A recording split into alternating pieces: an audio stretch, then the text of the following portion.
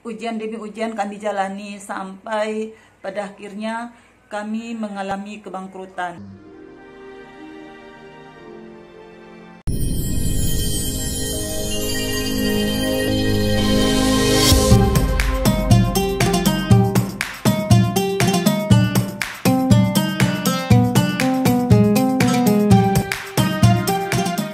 Jangan lupa donasi untuk keberlangsungan FAT-TV ini.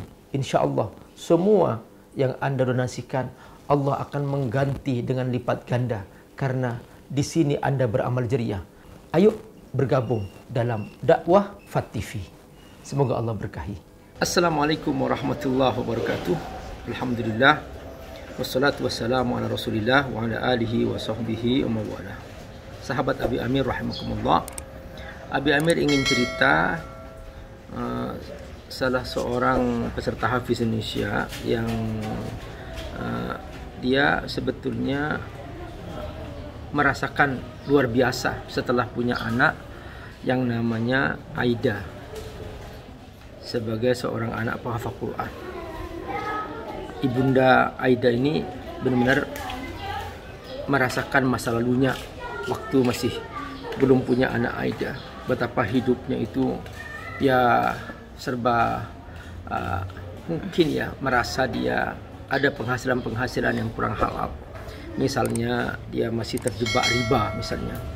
Nah, begitu dia punya seorang anak namanya Aida penghafal Quran, langsung dia mikir bahwa ini kayaknya bertentangan dengan Al-Quran. Abi Amir teringat dengan syair Imam Syafi'i yang berbunyi, syaqautu ila waqi'in su'a hifzi fa arsyadani ila tarkil ma'asi wa akhbarani bi anna al-ilma nurun wa nurullahi la yuhda lil 'asi. Jadi Imam Syafi'i pernah mengalami suatu kejadian gitu ya. Ya, mata ini ya sempat melirik sesuatu lah yang haram gitu. Tapi tiba-tiba hafalannya hilang. Nah, akhirnya Imam Syafi'i melaporkan kepada gurunya namanya Syekh Waqi'. Lalu kata Syekh Waqi', Syafi'i, ini ilmu dari Allah. Nah, ilmu Allah ini tidak akan bertemu dengan maksiat, dengan dosa. Jadi nggak akan pernah berkumpul di satu hati antara cahaya Allah dengan dosa, nggak mungkin. Makanya Allah cabut tuh ilmu ketika engkau melakukan sebuah dosa. Maka langsung Imam Syafi'i sejak itu meninggalkan yang namanya dosa. Nah, ini dalam syairnya itu, syaqautu ila waqi'in su'a hifzi. Aku laporkan kepada Syekh Waqi', mengapa aku merasa sulit untuk menghafal. Padahal Imam Syafi'i nggak pernah merasa sulit. Dalam kondisi seperti ini, Syekh Waqi' kemudian mengatakan bahwa Imam Syafi'i tinggalkan dosa itu. Fa arsyadani ila tarkil ma'asi. Lalu Syekh Waqi' memberikan alasan bahwa ilmu itu dari Allah. Wa akhbarani bi anna al-ilma nurun. Dan kemudian Syekh Waqi' memberikan illah sebab wa nurullahi la yuhda lil 'asi. Cahaya Allah tidak akan pernah berkumpul dengan maksiat dan dosa-dosa. Maka benar ya, pengaruh hafalan Quran Ananda Aida ini kepada cara berpikir rumah tangga yang tadinya mungkin terjebak riba ya, sekarang sudah menyesal dan dia tutup semua proses-proses riba itu, dan akhirnya dia merasakan keberkahan itu. Inilah salah satu berkahnya Al-Quran. Kita simak ya bagaimana Ibunda Aida bercerita, sekaligus nanti simak juga bagaimana Ananda Aida membawa keberkahan di tengah masyarakat dan teman-temannya sebagai seorang penghafal Al-Quran. Silahkan. Alhamdulillah, beberapa hari kemarin Aida mengikuti MTQ tingkat provinsi Maluku Utara untuk kategori lomba Hifzil Tahfiz 20 juz untuk putri.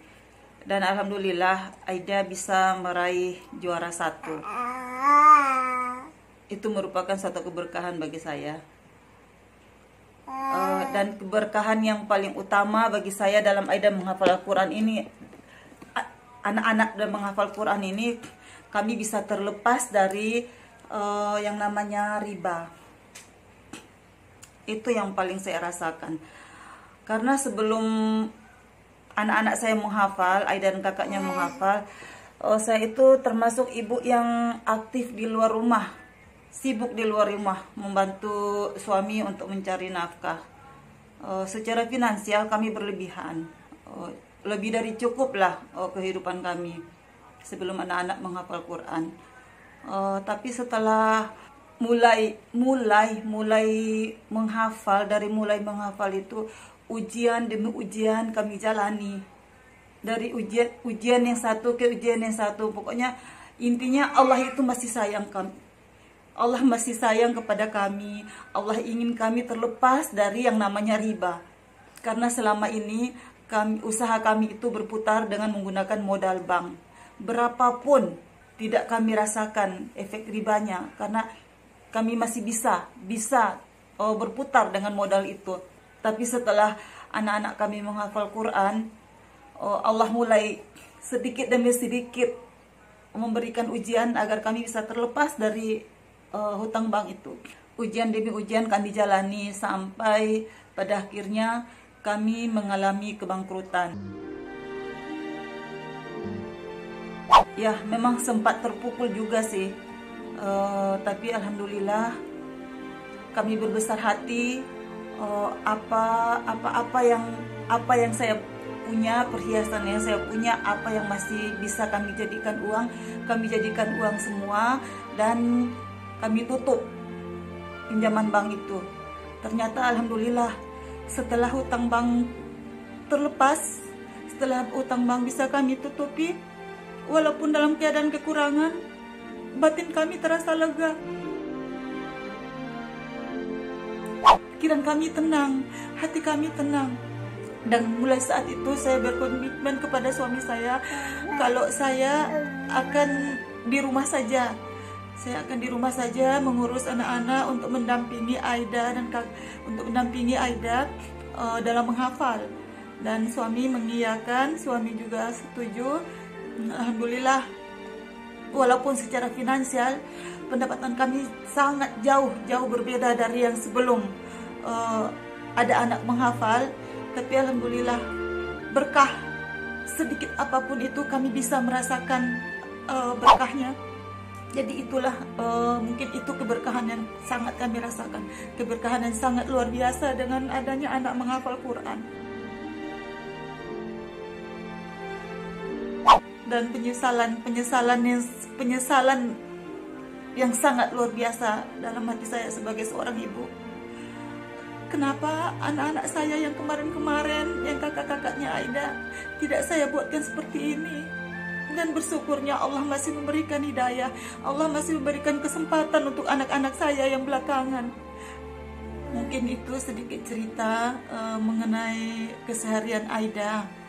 Jadi alhamdulillah sampai sekarang Aida rutin murojaahnya 5 juz. Setelah kemarin sekolahnya masih istilahnya, kalau hafalan atau murojaahnya nggak tuntas, berarti sekolahnya belakangan.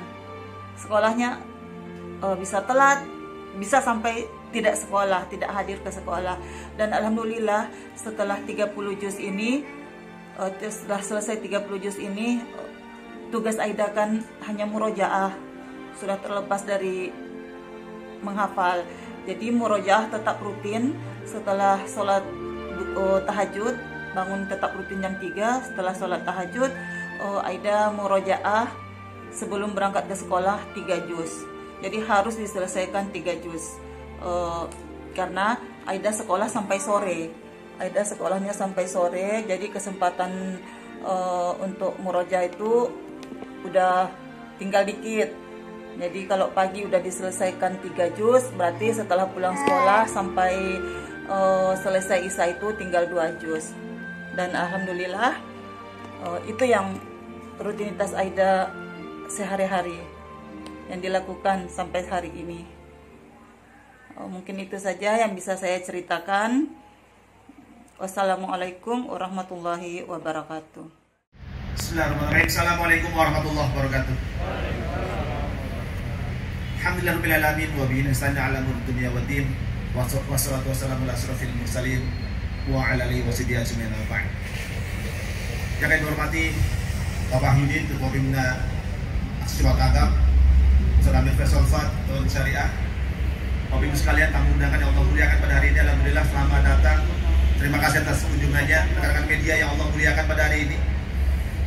Kita bersyukur Allah berikan pada kita kesehatan, Allah berikan pada kita kekuatan untuk terus bergerak dalam amal soleh terbaik kita untuk membersamai umat yang saat ini terus masih mendapatkan banyak cobaan untuk mampu bertahan, mampu untuk terus bertumbuh dalam kondisi yang semakin hari semakin susah kita rasakan. Tapi insya Allah kita punya alasan sangat mampu menciptakan banyak energi positif ke depan. Bapak sekali Allah muliakan. Insya Allah, ayo teman-teman semuanya. Saat ini kita sudah masuk di pekan pertama bulan Agustus. Semuanya bergerak. Pekan depan kita akan bersama-sama. Kita nggak tahu apa yang akan terjadi ke depan. Kemarau panjang, pandemi yang belum jelas sampai sekarang. Bangsa ini pernah merayakan sebuah kemerdekaan. Negeri ini dan insya Allah saat ini kita sadar betul pangan rakyatnya. Saat itu apa yang terjadi? Sekali Allah muliakan.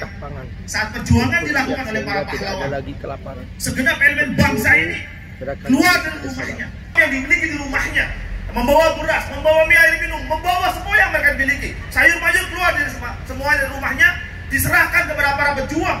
Dititipkanlah pesan di sana, dititipkanlah harapan-harapan di sana, doa-doa terbaik bangsa ini. Semua mengangkat tangan ke langit untuk meminta pada Allah supaya bangsa ini menjadi bangsa merdeka.